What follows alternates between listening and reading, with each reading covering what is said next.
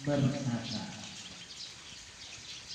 janganlah gelisah hatimu, percayalah kepada Allah, percayalah juga kepadaku. Di rumah Bapakku banyak tempat tinggal. Jika tidak demikian, tentu aku mengatakannya kepadamu. Sebab aku pergi ke situ untuk menyediakan tempat bagimu.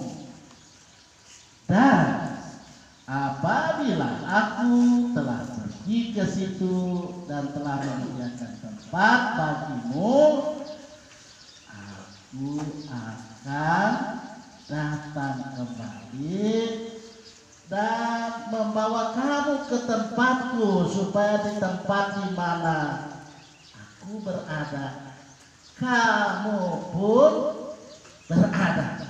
Ya, kita sebagai orang yang percaya adalah orang yang boleh saya katakan kita sangat dipenuhi dengan ada sukacita, walaupun ada sukacita pada saat ini. Kenapa saya jadi pendeta? Karena bagian firman Tuhan ini. Kalau bukan bagian firman Tuhan ini, saya tidak mungkin jadi pendeta.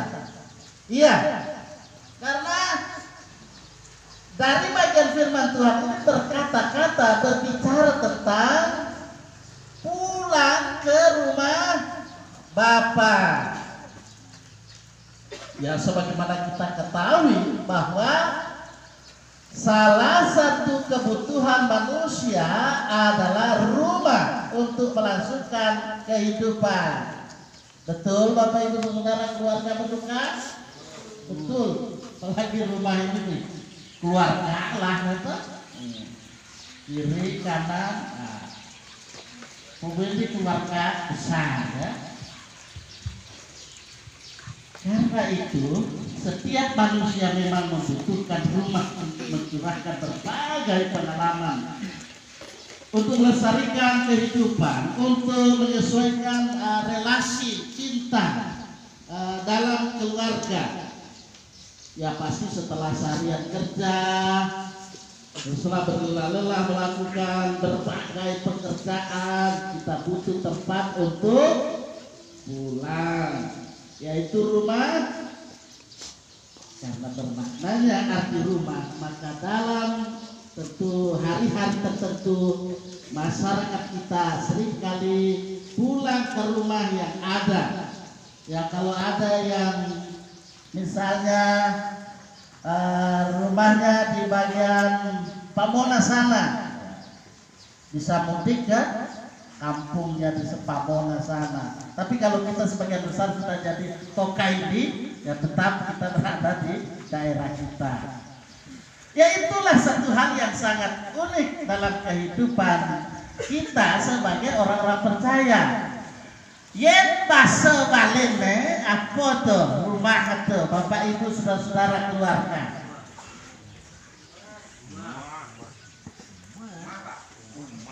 Umah, benar? Ya. Umah yang diterjemahkan memang itu satu hal yang sangat luar biasa dalam kehidupan ini, bahwa ketika dalam hidup ini kita sudah capek ya, termasuk ini Dado. Terakhir saya jumpa hari Kamis ya, habis ibadah Papa Immanuel, jadi bersama majelis jemaat datang berkunjung. Memang saya sudah lihat dalam situasi kondisi terakhirnya itu ya sudah kenalnya gitu. Nah itulah saya teringat dengan orang-orang yang sudah lebih dahulu meninggal dunia, karena usianya sudah lihat prediksinya sekian 80-an ya. Yang semua umur-umur ngotot, tapi aku aneh kanti umurnya penyatusan ya toh, tinggal kerupuk kulit ya toh. Tapi itu kita ngomong ya di tempat lain, tapi kalau di daerah kita ini ya seperti Alkitab, Umur manusia sampai 70, bisa sampai 80. Selebihnya itu apa? Penderitaan. Itu sempat saya dengan Dadon, tapi Dadon pun yang namanya sudah agak turbo toh, termasuk kita juga kalau sudah tua-tua mulai turbo, turunan pokok gitu. Tapi yang pasti bahwa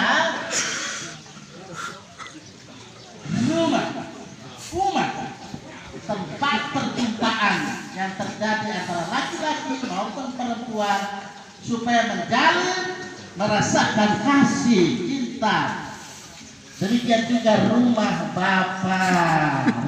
Bapa di surga adalah tempat perjumpaan kita dengan Tuhan dalam suasana kasih. Ada apa kasih nih? Ada kasih. Nah, kasih. Nah, jadi di rumah Bapa, ya kalau kita lihat di sini, kita memandang dengan iman, ya Tuhan, ya kalau kita lihat kaitan dengan bagaimana perjumpaan kita dengan Bapa surgawi, dan tentu digambarkan kalau kita lihat dalam bagian perikop yang berbicara tentang kedatangan Yesus Kristus, dia sebagai apa? Pengantin laki-laki, ragonnya nak loh, itulah pas dadongnya loh ternyata sebagai pengantin perempuan. Karena itu kematian itu adalah perjumpaan antara pengantin laki-laki dan juga menjemput pengantin perempuan untuk diberi tempat di rumah Bapa di surga. Saudara, keluarga yang saya kasih Tuhan, penghayatan iman inilah yang melatar belakangi mengapa setiap orang yang meninggal, diriak. Coba kita lihat, dadong, ya, boknya putih, bicara kapas. Apa namanya yang masalah itu? Cekek, ya, diriak. Seperti itu. Kalau orang tidak paham, kenapa orang Kristen itu dimati harus dirias seperti itu? Nah, ini saya berikan penjelasan ya, bahwa gambaran bagaimana pengantin laki-laki yang menjemput pengantin perempuan, nah itu luar biasa terjadi. Yang tentunya secara seremonial, ya secara duniawi kelihatan dirias. Tapi yang pertama adalah bagaimana riasan dalam diri kita, seperti apa yang dikatakan tadi Pak Wayan Lia. Ya, dia meninggal dunia sampai finish. Ya, tidak stop di tengah jalan, yang mengaku yang lain, sampai ia menghembuskan nafas terakhirnya. Nah, itu satu hal yang perlu diingat-ingat oleh anak cucu. Itu warisan. Jangan nanti warisan itu dilihat nanti yang kemana mah gede nih, dia kelangan warisnya datang dari pekat liun lingak lah apa dan kare, ya ngelah tegalan. Tapi yang pertama ia mewariskan ini iman Kristen itu bagi anak cucu yang ada. Jadi kalau saat ini keluarga secara manusiawi merasakan duka, ya siapapun dia namanya manusia pasti berduka. Kiranya firman ini akan dapat memberi satu penghiburan kepada kita, karena saudara kita seperti yang disebutkan juga tadi oleh keluarga yang mewakili, ya kakak kita ini atau istri, ya ibu, nenek atau dadok, ya dia tentu sudah menjadi sebagai pengantin perempuan bagi Allah. Kita sudah merasakan cinta abadi dari sang pengantin laki-laki Yesus Kristus yang adalah Tuhan, dia juru selamat, dia penebus dosa kita, kekasih jiwa kita, sehingga kita merasakan ada kedamaian. Iya, kedamaian di rumah Bapa di surga. Rumah Bapa di surga itu terbuka untuk semua orang. Ya, Rumah itu penuh kedamaian dan sukacita. Rumah di mana tidak ada tangis lagi, tidak ada duka cita lagi, ataupun penderitaan. Rumah itu disediakan bagi setiap orang yang percaya kepadanya. Adakah kita sungguh-sungguh telah hidup percaya kepadanya? Itu pasti jawab masing-masing. Sebagai hamba Tuhan, saya mau menyatakan bahwa berimanlah dengan sungguh-sungguh kepadanya, supaya ketika saya mengalami seperti Daud, ya, merasakan kedaulatan Allah berlaku atas diri saya memandang kepada Yesus Kristus sebagai pengantin laki-laki menjemput saya sebagai hambanya, sehingga untuk terus masuk dalam rumah Bapa.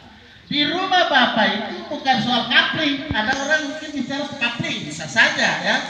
Kalau kapling kan ada tembok pemisah, tapi di sana tidak ada tembok pemisah. Luasnya pasti. Kemudian pendeta Sahrul Nawang bertanya ngomong, karena kita hidup percaya pada firman-Nya, sola scriptura.